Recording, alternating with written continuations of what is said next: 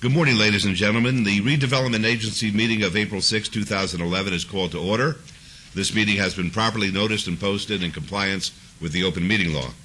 These proceedings are being presented live on KCLV Cable Channel 2 and are closed captioned for our hearing impaired viewers. The Redevelopment Agency meeting, as well as all other KCLV programming, can be viewed on the city's website at www.kclv.tv. The proceedings will be rebroadcast on KCLV Channel 2 and the web the Wednesday of the meeting at 8 p.m. and also on Friday at 4 a.m., Saturday at 7 p.m., Sunday at 7 a.m., and the following Monday at 1 p.m. As you know, this building is protected by a state-of-the-art fire detection and suppression sprinkler system, so should alarms activate, please leave through the exits, and our marshals will tell you when it's safe to re-enter. We have no reason to believe that would ever take place. It's just a cautionary instruction that we get at the beginning of each of our meetings.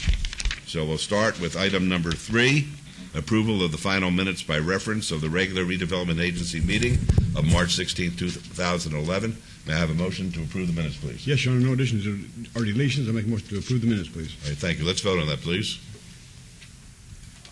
Opposed? Motion carries. Thank you.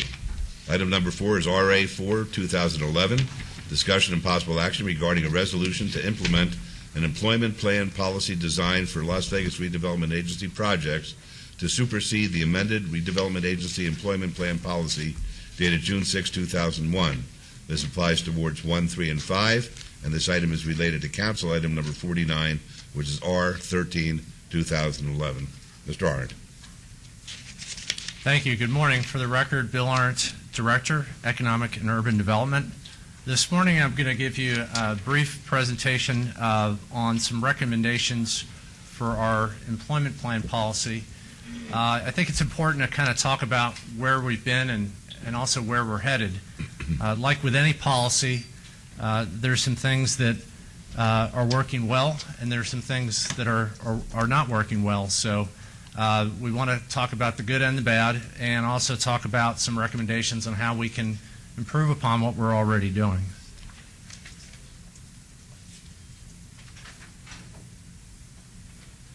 The things I'm going to talk about this morning, I'm going to start off talking about the state law requirements. The employment plan is a policy that's required by state law for any redevelopment agency that is spending money on a redevelopment project.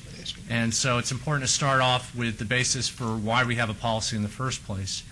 The second thing I'm going to talk about is our current policy, what we have for the redevelopment agency, and also what we have for the city. Again, what's working and not working. Some current practices in other cities. It's certainly good to learn lessons from what's being done in other cities as far as best practices are concerned.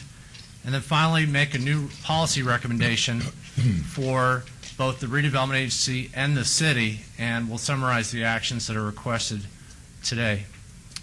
The state law is written pretty simply, but it's also broad. So I thought it was important to start off with the state law, and I'm actually going to read verbatim what is written in a certain section of the state law, as you see up there on the slide.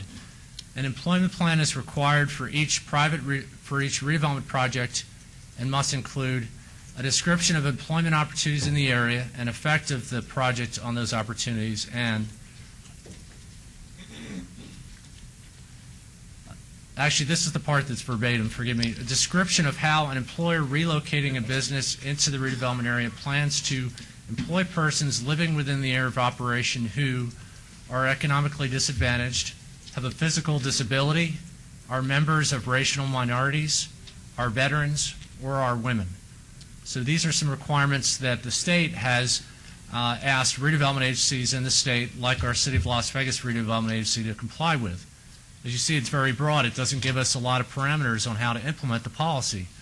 So we did do our best in adopting a policy to try to comply with the state law, and also trying to make sure that we reach out to the community as best we can. Diversity not only is required of the law, but is one of the city's 3 strategic initiatives. And we know it to be good business, and we also know it to be the right thing to do. So our current City of Las Vegas Redevelopment Agency policy was adopted in June of 2001. There is a policy goal although it's not a requirement in the state law, there's a policy goal to hire 51% of employees on the project to be residents of the area. This is stated in our policy that was adopted in 2001.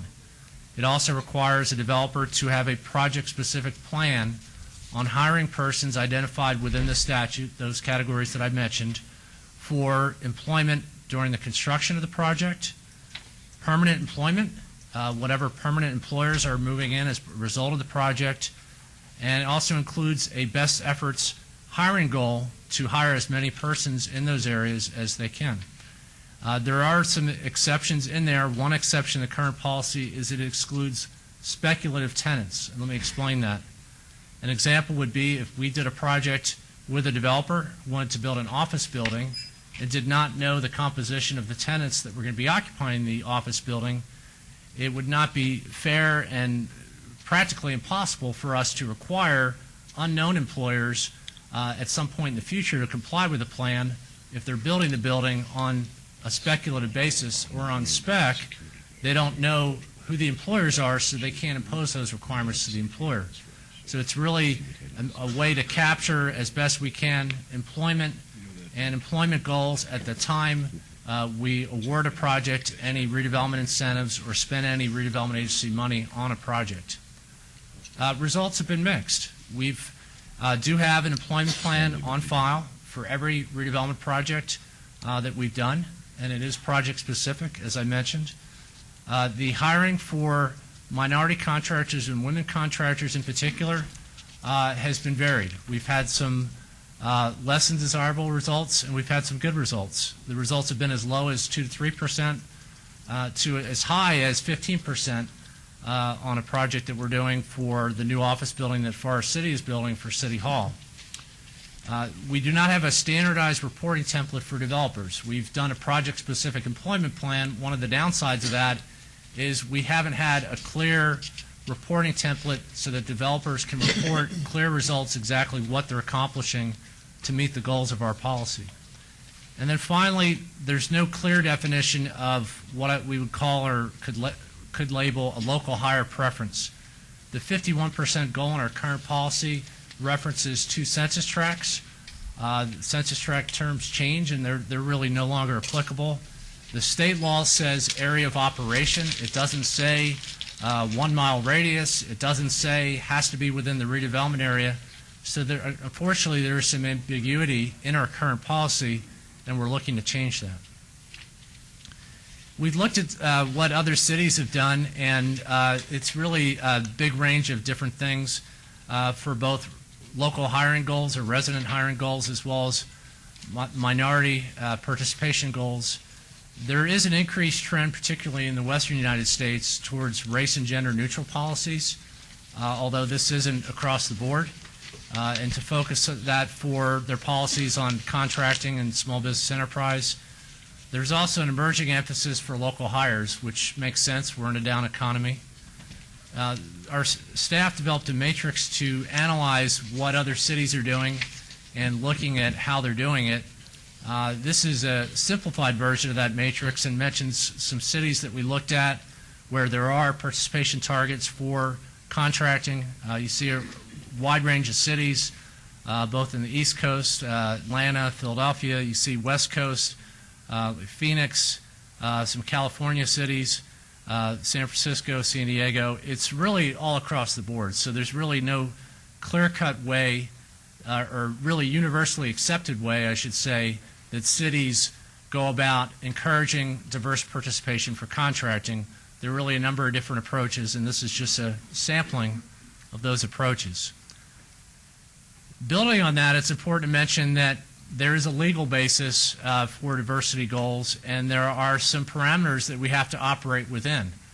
There are firm diversity goals that are mandate targets require a disparity study, and that's a legal requirement that courts across the country have imposed, including our Ninth Circuit. And that's something that we have to operate within. We have to comply with law, and we have to manage our employment plan policy in a way that would stand up to the challenge of law. So we worked on this very closely with the City Attorney's Office and trying to craft a policy that will hold up against the law if we're challenged for trying to encourage our diverse goals. One way to have more hard and fast goals is to do a disparity study. There are two downsides for that: time and money. Disparity studies take a long time, as long as a year, and they take a lot of money. And one of the reasons they do is that you're looking at trade by trade, job by job, what the supply of the labor is in the marketplace, what the demographics of that labor. And it is very time intensive, and it takes a lot of time for a third party to do that. There have been some third party studies recently done for other public agencies, and I just wanted to note a couple. The Regional Transportation Commission of Southern Nevada did do a disparity study to apply to transportation, construction, and engineering industry firms, and that allowed them to set a 3-year goal for hiring in the range of roughly 5%. And Nevada Department of Transportation also did a disparity study to describe how they would encourage diverse hiring for disadvantaged business enterprise program for federally assisted projects, and that's a federal requirement. And they did that study back in 2007 and determined a goal for federally assisted Department of Transportation projects also of 5%.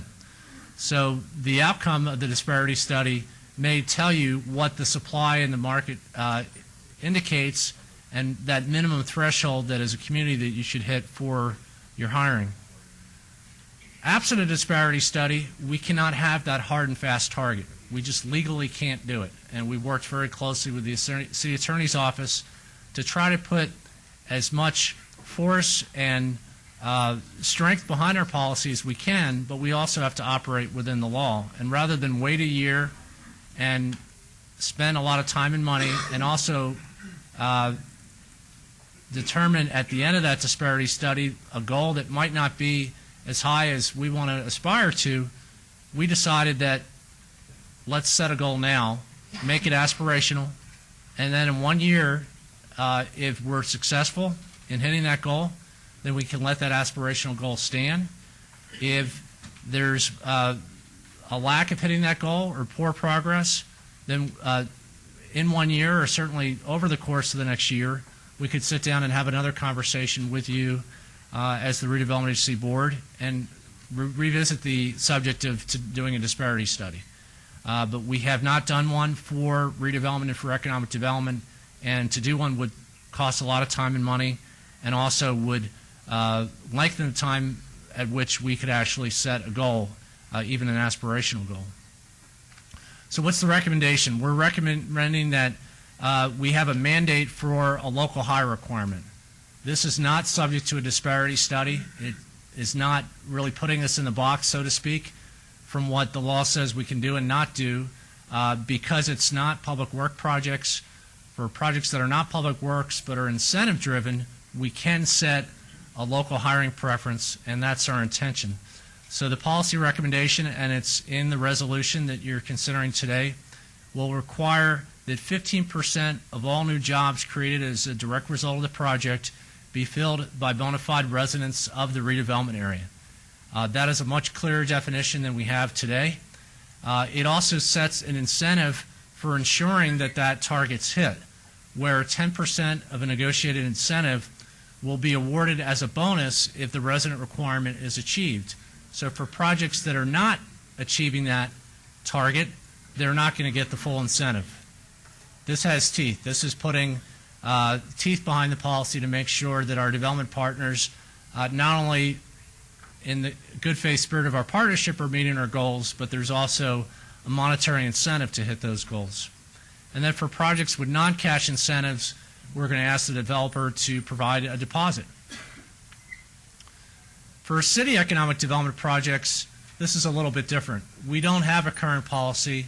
There is no state mandate to have a policy for those projects, but we think it's, as for the reasons I mentioned earlier, it's good business. We want to encourage diverse hiring in all our projects that are incentive-based, not our public works contracting projects, not our discretionary purchases from our city purchasing department, For city economic development projects, we want to encourage diverse hiring.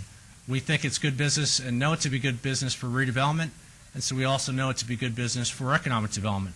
So we're creating a new policy for city economic development projects where we have a higher number for local hires because it's a larger area. A city economic development project should support not only the redevelopment area but also the city. So for city economic development projects, we are going to be requiring that 30% of all new jobs created as a direct result of the project be filled by bona fide residents of the city. And then we're similarly going to implement a resident preference incentive for 10% of the negotiated incentive to be awarded as a bonus or an incentive, extra incentive, if the resident requirement is achieved. Again, really taking a carrot approach, trying to encourage our development partners to go that extra mile to make sure they hire local residents. For projects with non-cash incentives, we don't have that 10% extra incentive to award, so we're going to ask for a deposit on the front end for the developer, just like for redevelopment. Also, part of the new policy recommendation is improved reporting. For accountability and consistency, we have a standard reporting template. It's actually part of the resolution. We're going to use that to demonstrate specific outreach and development efforts for each project. There is going to be an appeal process. The appeal process will take place here in this forum, where our redevelopment agency board can consider an appeal from a developer if there are some extenuating circumstances in which a developer cannot meet the goals that we've set in a contract and in an employment plan. So there will be an appeal process for those exceptional cases, but we think our policy overall can be met by our development partners. Again, the goal for 15% is an aspirational goal only. There will be some projects that hit the goal, some projects that exceed the goal, and there will probably be some projects that fall short. But we think if you don't set the bar high, you're never going to reach it. And so we think we've set the bar high.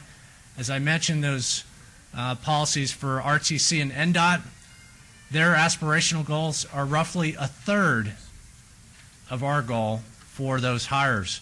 We have what I think is going to be the most aggressive policy goal of any public agency that I'm aware of in the state of Nevada for local hiring, and that's what we're proposing. All private development projects valued over $100,000 will be required to meet these goals. Our smaller projects, which are maybe those projects that we're paying a small amount of money for a sign, a few $1,000s for a project, we're not going to be requiring a full-fledged employment plan. They'll still have to do an employment plan, but they won't be required to follow the same reporting requirements and hit those goals. We're really concerned about the big expenditure of dollars. All of our major projects and the vast majority of all of our projects that we take to you as a board are $100,000 or greater. There is one thing that I need to mention that where there are two laws that work hand in hand, and there's been some confusion about projects that we've undertaken and supported as a city, whether with redevelopment agency dollars or not, that are public work projects and being done by the city as developer and owner. The Smith Center is an example of that. When we've used redevelopment agency funds for a public works project, the employment plan, as you recall from my discussion, it's really focusing on private employment. The law doesn't allow and doesn't require us to impose these requirements on the construction labor for a public work project. As you know, we have a specific section in NRS 338 that talks about the procedures which we have to follow for a public work project, and they're very specific, strict procedures. We have to follow those, and so whether we spend redevelopment dollars, whether we spend our general fund capital dollars, those public work projects that we do as a city won't be required to follow this employment plan policy. And the reason is simple: they can't. They have to follow the law that governs the public works projects. So that is something that we don't have specifically articulated in our current policy. There has been some confusion about this issue in the community, so we wanted to try to alleviate that confusion, and we address it in the new policy. So the actions requested today are pretty straightforward. For the redevelopment agency, we're asking you to consider and approve a resolution for implementing a revised employment plan policy. This will supersede the current policy that we have on the books. The June 2001 policy will go away, and the new policy will be put in place. If enacted, I think it's a great step forward for the redevelopment agency in the city for a number of reasons. One is we're going to have a clear target that we're trying to achieve. So everybody from you as the board of the redevelopment agency, to our staff, to our development partners, to our constituents, to our residents who are seeking employment of these projects, they understand what the bar is. We're setting the bar. It's a clear bar. It's a clear threshold. And then we're going to be reporting back to you project by project, but also on a quarterly basis, how we're doing with hitting these policies. So we're going to be doing it out in the open in a public meeting, have honest discussion about how we set the goals, how it's working, and I believe that if you have the right partners and you set the right goals, that you can accomplish great things. And I'm optimistic that we're going to be achieving some great goals in the area of diverse hiring for all of our redevelopment and economic development projects moving forward. That concludes my presentation. I'd be glad to answer any questions. If there are any legal questions, I'd like to lean on Brad Jerbick, our city attorney, to answer those, because as I mentioned during the presentation, there are some legal issues that are intertwined with what we can do and the limits of what we can do in terms of furthering diverse hiring for our projects. All right, thank you very much, Mr. Arndt. Are there any comments or questions at this time? Councilman Wilson? Thank you. Bill, good presentation, very detailed, obviously. A couple of thoughts. You're asking us to, as a board, as the redevelopment agency board, to pass a resolution which is going to supersede the original resolution from 2001. Is that right? Correct. Was that the original resolution regarding an employment plan back in 2001? I don't have that in front of me how we enacted it, but that was a policy that we enacted, and it had the support of the board. So it really is eliminating that current policy on the books, and the resolution is written in a way that basically removes that policy and replaces it with this new policy. Okay, and as I understand what you're recommending is that we're going to have some sort of tracking system where you're going to report back to us on a project-by-project basis, on a quarterly basis, as to whether or not the participants in the RDA construction projects are meeting these goals that we're setting for them. Correct, but it's also permanent employment when we know the employer coming in. So that office building example, if we have a developer that's building an office building for, say, Microsoft that's coming in, and we know they're coming in, and we know that it's Microsoft at the time we award the incentive, then we are going to apply the employment plan to the employer Microsoft. If we don't know the employer, we won't apply it to the employer. So it's really both. It's really both facets. It's the construction of the project and then that initial employment coming in, because it's not just construction. As we've talked about over the last several months, we have a big job impact on the permanent employment side for what we're doing with our redevelopment and our economic development program. And this is something, the reporting requirement, which is what I'm very interested in, by keeping us updated on whether or not we're meeting these aspirational goals and certain requirements, is something that we haven't been doing. Is that right? We've been doing it project to project, but we haven't been consistent. So, for example, a project like World Market Center may have used a certain set of forms to report their performance, and another project like the Allure Condominium Tower may have used a different set of forms. So we want to be able to make that apple-to-apple comparison. This partner is performing, here's how they're performing. This other partner maybe isn't performing as well, here's how they're performing. So we really want to be fair and clear with our partners up front in making sure they understand exactly what we're asking of them and really take a lot of the ambiguity out of it. So we're looking at employment along all the trades in the construction. One of the other things that we're doing as part of the policy that I didn't mention is we're reaching into the project, so to speak, as far as we can. So we're encouraging our developer and whatever general contractor they hire to reach down not only to the subcontractors, but to the vendors, the suppliers of the materials, the finished work that goes inside the building. Really, if you think about a project and some of the large projects that we're doing downtown, it's not just that initial push for construction, but there's a lot of employers in the community that that project touches. Who's supplying the concrete? Who's supplying the steel? Yeah. Who's supplying the material that's going into the building? And then my final question, I think I asked you this in our briefing yesterday. How many other active RDAs are there in the state of Nevada? As far as active, there are really only a handful, in addition to Las Vegas, Henderson, North Las Vegas, Sparks, and Reno. Those are the major agencies. There are other smaller cities like Mesquite, Boulder City that have redevelopment agencies, but there's a limited number of agencies that are really doing what I would call traditional redevelopment, going Okay, into and the urban area of their community, undertaking large projects, so it's really limited to a handful of cities. Do those handful of other RDAs in the state of Nevada have similar employment plan policies? They have the same state requirement. I'm not aware that they have as fully developed an employment plan policy as we do. We're doing the large projects. We can and we should be the center of attention because we're working on large projects that have a big job impact. And so it's worth scrutinizing what we're doing, who's benefiting from these projects, and how we can make sure that the impact is felt as best we can and benefits as many employees throughout the community as we possibly can. Thank you. Councilman Barlow, please. Thank you, Mayor, Council. Bill, and great presentation and timely presentation at the same time, specifically from an employment standpoint, where we are today in the economy of Las Vegas with a lot of individuals and, that are unemployed and businesses that have gone out of business.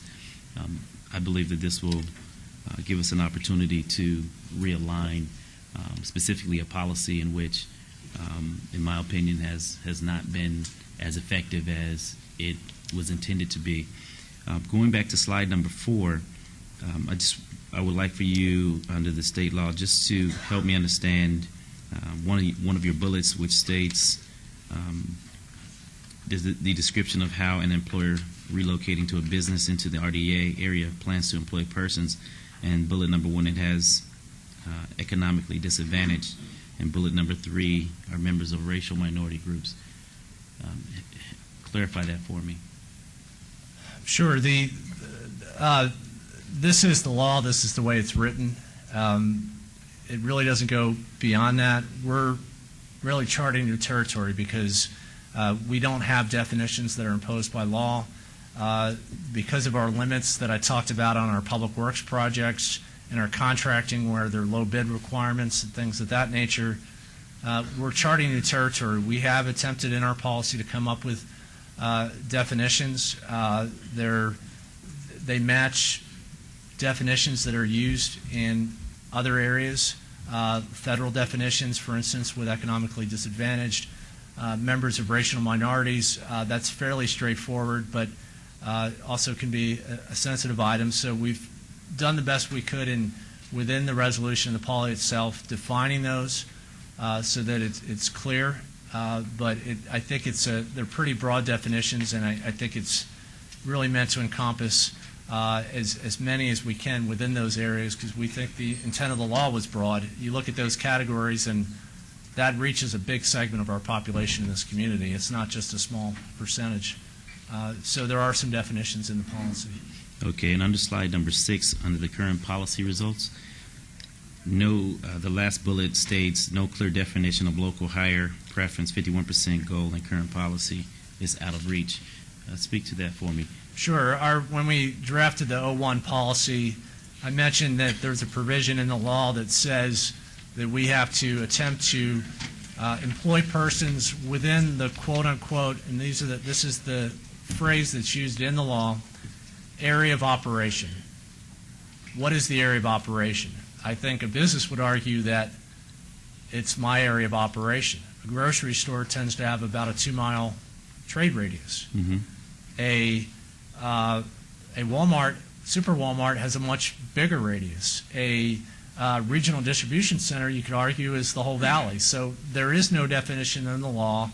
Our current policy, the 01 policy, says that area of operation, it just says the area around the project, and it mentions 2 census tracts, and I think they were good census tracts at the time we did it. The problem is those tracts, they relabel themselves every time the census is re-updated every 10 years. So the census wasn't the way to go. We thought really the intent of redevelopment is you're taking money from property tax out of the area. We're taking money, putting it back into the area. So we wanted to make sure that that local hire preference for redevelopment projects was to be the redevelopment area. So that includes not just our downtown area, it includes some of our older neighborhoods, certainly throughout Ward 5 in West Las Vegas. It includes neighborhoods in Ward 3 in East Las Vegas. It even includes a few neighborhoods in Ward 1 and some of the older parts of the neighborhoods surrounding downtown. So it's area of operation. We've defined it redevelopment area. We think it's a common sense approach. We think it's going to be one where we can get a lot of results in employing people that live within the area, and it's really going to be those neighborhoods that we're just now starting to get people living downtown. There's not a huge mass of people living. It's increasing, but it's really reaching into those neighborhoods. Let me ask you this question. As far as the RDA is concerned, have you identified the number of residents that actually reside within the RDA in order to determine whether or not developers or business coming into the RDA will have an opportunity to pull from the specific segment population that you're looking for? I don't have that number in front of me, but I know it to be less than 15% of the city's population. The city's population is roughly 600,000. Right. 10% would be 60,000. I think it's less than that. So we're probably looking at less than 10% of the city living within the redevelopment area. So it's even a greater proportion. If we spread the labor out throughout the city, for instance, I think we have to have a disproportionate amount of labor. I'm sorry, I do have the population here. The redevelopment area, the 09 population is just under 35,000. Okay. And the city population, looking at the 09 population, was 586,000. So Okay. you're looking at under 10%. That's roughly 7%. In comparison to the new number of 15% that you're looking to implement within the new policy, does that population within the RDA, would that necessarily meet the qualifications of the 15% for the new policy? As far as employing from the RDA, those residents that we're looking to employ from the RDA. Every resident that lives in the redevelopment area that works on one of our redevelopment projects, that will go towards the 15%. I think you're eliminating an important point. We're going to have to reach into those communities and really work hard with our partners to hit that 15%. I think the local hire And that's my point. preference, because our redevelopment area, remember, it's just a portion of the city. It's not the whole city. Correct. It's of the two goals, it may be the more aggressive and the tougher to meet goal, but every job counts right now, and hiring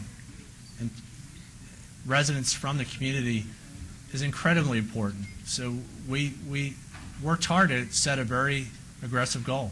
We want an aggressive goal, and it's going to require a lot of proactive work from our development partners. It's not something that that's going to be met casually. They're going to have to be working extremely hard, working hand in hand with us, have job fairs, work with their general contractors, work with their subcontractors, work with the employers coming in to make sure that we stand a good chance to try to meet that goal. And I appreciate that, because that's something that the current employment plan failed to do. And so with us moving forward, and I support this effort, I just want to make sure that we hold the developers accountable, specifically if in fact the City of Las Vegas is assisting financially with these projects in the blighted community in which the RDA was established to do, as far as bring up eliminate the blight from the area. However, the individuals in the area are not being employed in order to be brought up themselves. It's as though we're stealing from the poor to give to the rich.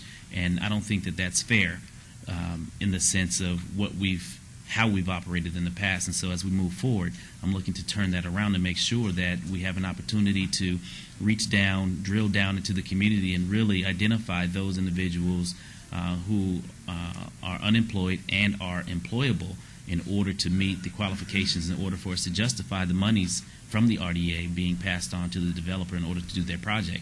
Now, it's a double-edged sword at the same time, and I identify that and I recognize that because we are trying to fill a lot of vacant infill land that a lot of developers come in and want to do their business here, and we encourage that at the same time, but we also need to form a relationship and a partnership to basically say, hey, look, we want your business, but at the same time there's a need, and you're moving into a census tract or a redevelopment area that has a need for not only development but also the upliftment of the people that reside within this area at the same time.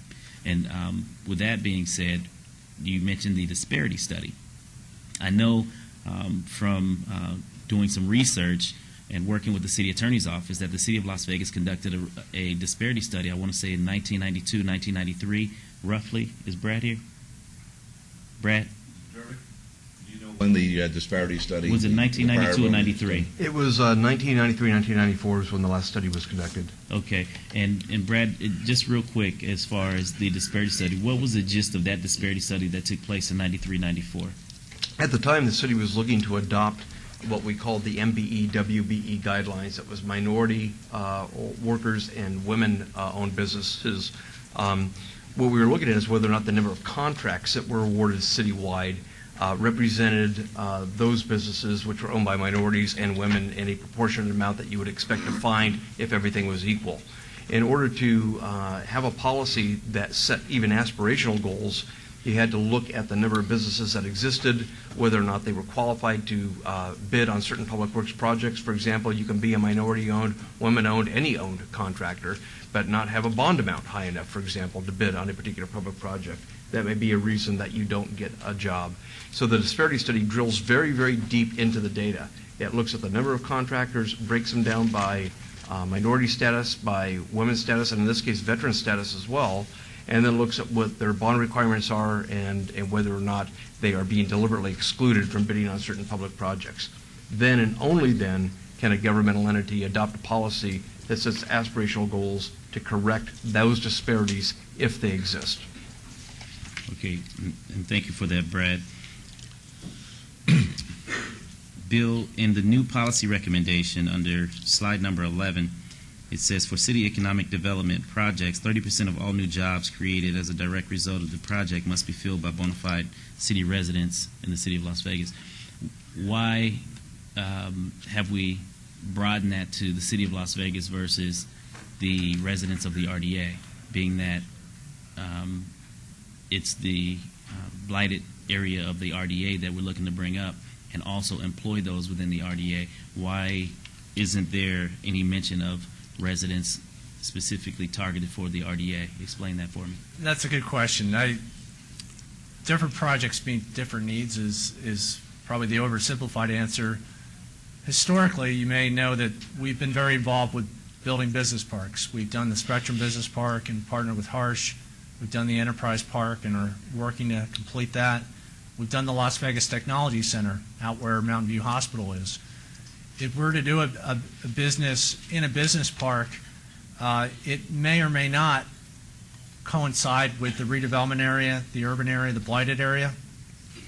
And so we wanted to make sure that those projects that are built in city business parks, regardless of where they are in the city, whether they're in an older part of the area that is in the redevelopment area, excuse me, or a newer part of the city, that we target as many local jobs as we can. And so we thought the right approach was to match it to the city, and that gives us the most flexibility to do that. Okay. And I'm one that supports local businesses as far as getting employment and doing business with the city of Las Vegas.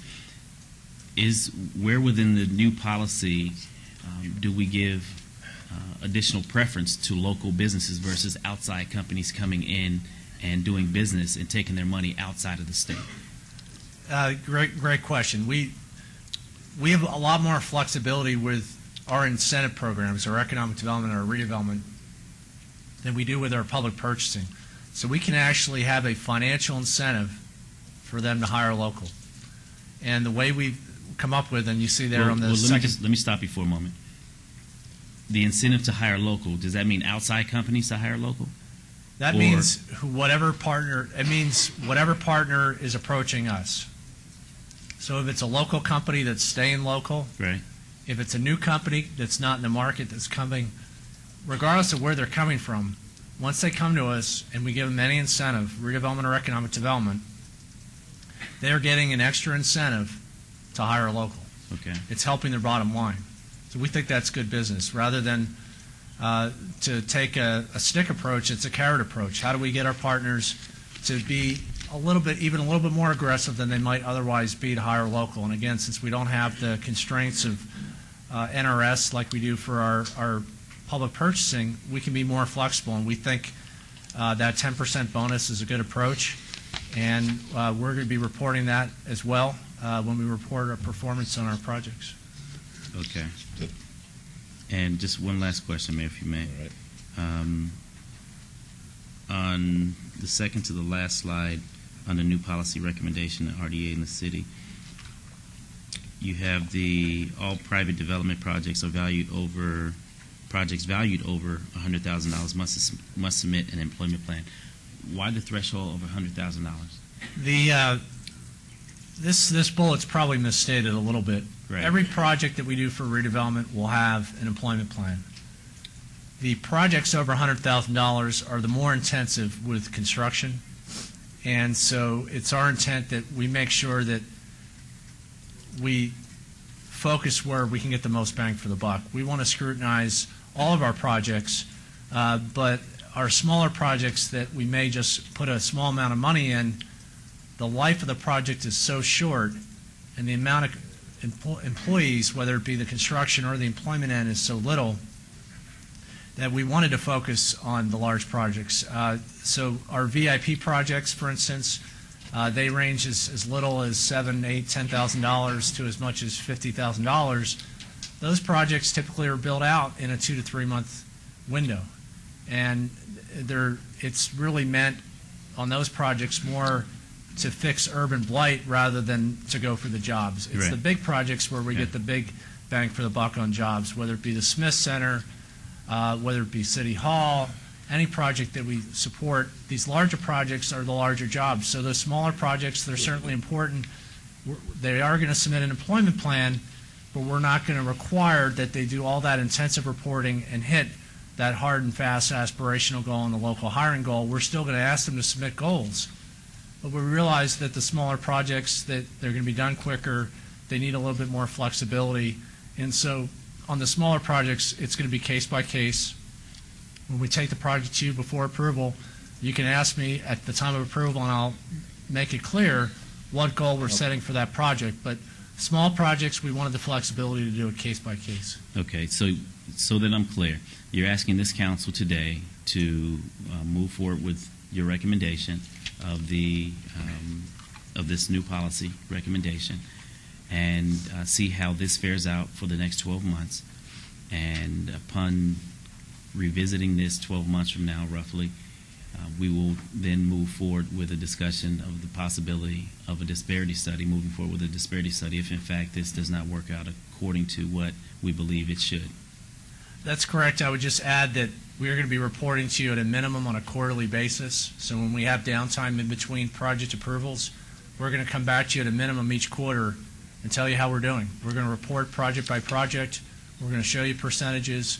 We're going to talk about the efforts of our partners. So you'll see activity during the year. We'll have discussion and communication, not only privately, but at the Redevelopment Agency board meetings, so that it's done with transparency. It's done in the light of public accountability, so that we can be clear to you, the board, and the community that you represent what we're accomplishing. So we are going to be reporting on a regular basis. Okay, and I appreciate the report. Thank you so very much. Thank you, Mayor and Council. Very good. Any other comments or questions? Your Honor, I move 12 staff recommendation for approval of this item, please. All right, let's vote on that, please.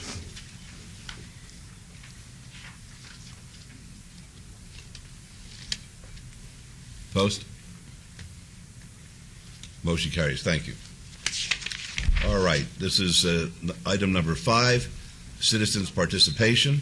Public comment during this portion of the agenda must be limited to matters within the jurisdiction of the Redevelopment Agency. No subject may be acted upon by the redevelopment agency unless that subject is on the agenda and is scheduled for action. If you wish to be heard, please step up, give us your name, and we'll put the 3-minute timer on, please. Mayor, could we Yes. hear those people? All right, before we have citizens' participation, there's been a request by Councilman Ross that we have a tune played for us, because these folks who are going to be the tune players, the Desert Skies Pipe Band, apparently are having other engagements. So, fellas, start blowing.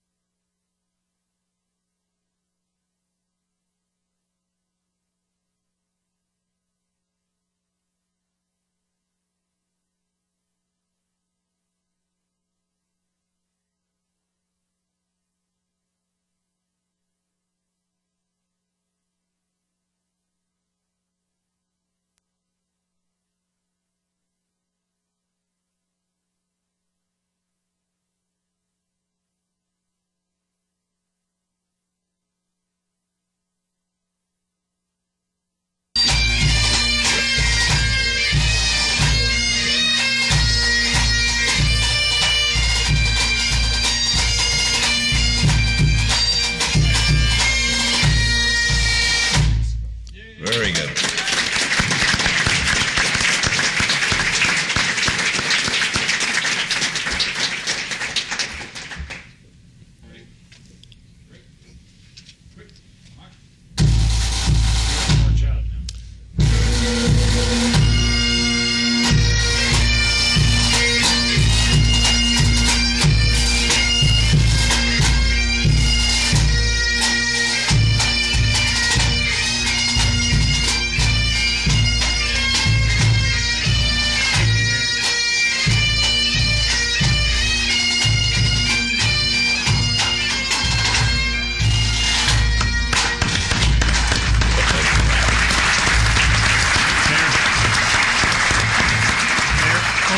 Only Las Vegas. Only Las Vegas is right. Thank you for indulging me. No problem. Okay. Okay. Ms. Duncan, 3-minute timer, please. Good morning. My name is Catherine Duncan, and I wanted to address the RDA's employment plan policy because this is one we have to get right. We have been breaking the law. As you've admitted this morning, we failed this community for the past 10 years. What we didn't talk about in the new policy is how we're going to address our failure to mitigate those people who didn't get jobs from the RDA for the last 10 years. That's number one. Those people who were supposed to get the jobs, who didn't get the benefit of the RDA and their taxes, they need to be compensated. The second thing is SB 360, which is a law we're working on at the state level, is also addressing the same issue. And if we don't mirror the state law, we're going to be right back in this position again, trying to get it right. Now, what I see us doing this morning is dropping our goals from 51%, which we haven't even tried to achieve. We're lowering our bar to 15%. So instead of lowering our bar to 15%, we should see what we can do to try to achieve the 51% as in the original employment plan. The next thing is, how are we going to get people in the RDA trained to get these jobs, knowing that the people are not trained? We've got a 50% dropout rate, we've got the highest prison population rate, and we've got the highest unemployment rate. So if we don't do something to get into the inner city and provide some training for the residents, then the developer can come back and say that no one's qualified to do the work, and then they pass right over this community again. And we're paying $30 million to keep people incarcerated. Seems like we could do a better job with those funds. The next thing is, there's nothing in this plan that has any teeth to it. We're going to the state and we're asking for citations and fines and penalties to be placed on these developers who take our money and don't do what they're supposed to do.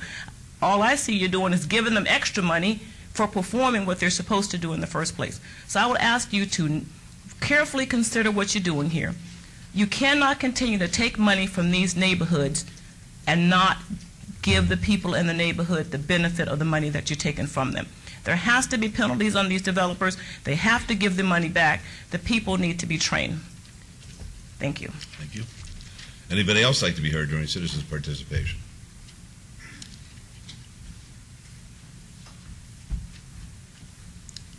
Yes, Juanita Clark from Charleston Neighborhood Preservation. Welcome.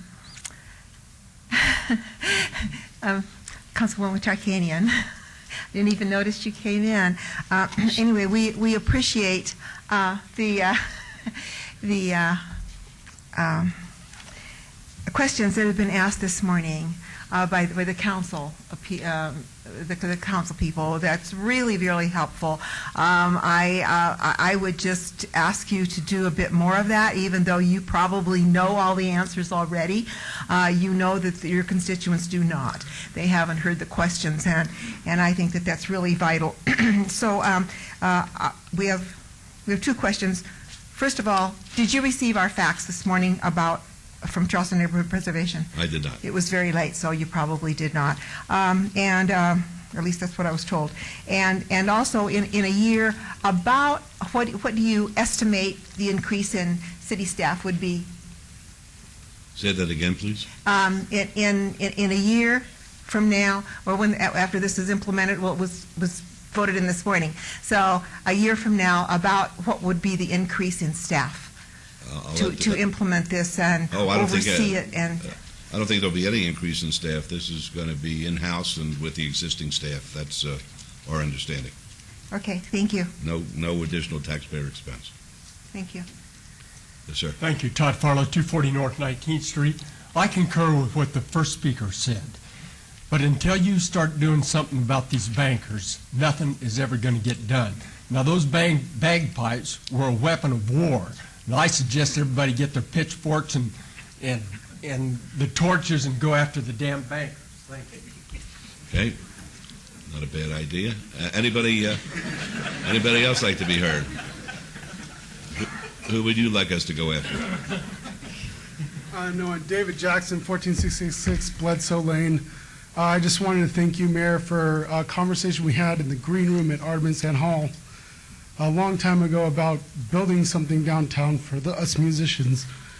And the redevelopment that you guys have done, for me, I'm a fifth-generation Las Vegan, and the progress that you guys have committed to and realized, I don't think people realize how much this city's developed and what putting realistic goals towards hiring is, and actually being able to meet those goals and then maybe increasing them after you've met them versus having this real pie in the sky kind of thing that may or may not ever be hit is really important. I think that what you guys decided to vote on is a lot more realistic, and I thank you for doing that. Okay, thank you. Would anyone else like to be heard? All right, seeing none, we're going to move on to item number 6, and this is agency member recognition. Would anybody who's a member of the agency like to speak at this time?